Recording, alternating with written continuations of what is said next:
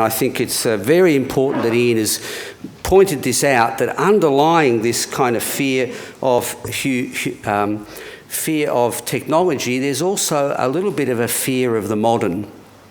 And if you look at what's going on in European Catholicism and Australian Catholicism and through most of the Western world, we are unsuccessful at the moment in talking to young people because we're almost going the opposite way to they are. We're not talking about the value and the beauty and the fruitfulness of modern technology. We're doing the opposite. So there's a lot in this document, Ian's quite rightly to point out, where the Pope talks about very, very strange idealised views of returning to agrarian societies that existed 400 years ago, where, as Ian mentioned in his little talk, he's talked to us tonight, people died young and they were pretty grimy lives, and we don't want to return to that kind of thing. So a longing for the past is not a helpful way of the Catholic Church functioning in the modern world. In fact, we need to engage with business, we need to engage with technology, we need to engage with markets and new ideas. So funnily enough, I'd say that Ian has been very helpful in just recentering that idea that technology is not a bad thing, and technology in actual fact offers us the kind of future we hope for our children and our grandchildren. Just to be a little bit theological, I'd actually go further and say that technology and mission are the most important things that the Catholic Church should be on about. It's ironical to me, I shouldn't be too cynical, but it's ironical that the Pope uses Twitter, the Pope uses the internet, the Pope uses all the modern technologies available, but of course he himself doesn't do that. Someone else does it for him. Now that's stupid. That's a little bit naive, but really no one can take that seriously. If you're prepared to use technology and you're prepared to drive around in a Fiat, which still emits carbon dioxide, if you're prepared to do that, but you won't drive around in other cars, again, I don't know what that is. That's, well, maybe that's game playing. That's what that is. But it's difficult to take that seriously when you say technology is available and the Church wants to use technology, and yet the individual somehow is not able to use technology.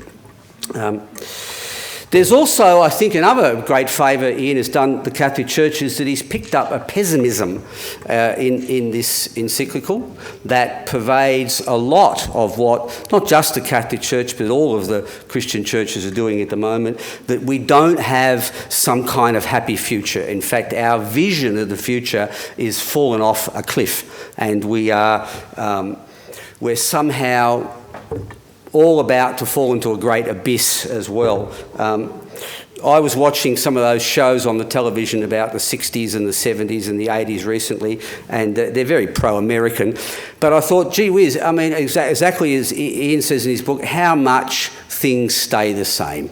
I mean, we had Jimmy Carter and what chaos we had way back then, and then we had Vietnam War, what chaos we had, and everybody thought the world was going to end then as well. And these were all signs of the impending doom and disaster. And unfortunately, this papal encyclical has got a little bit of that flavour to it as well, that the whole world's about to end, and that I would argue with you that humanity actually hasn't changed that much.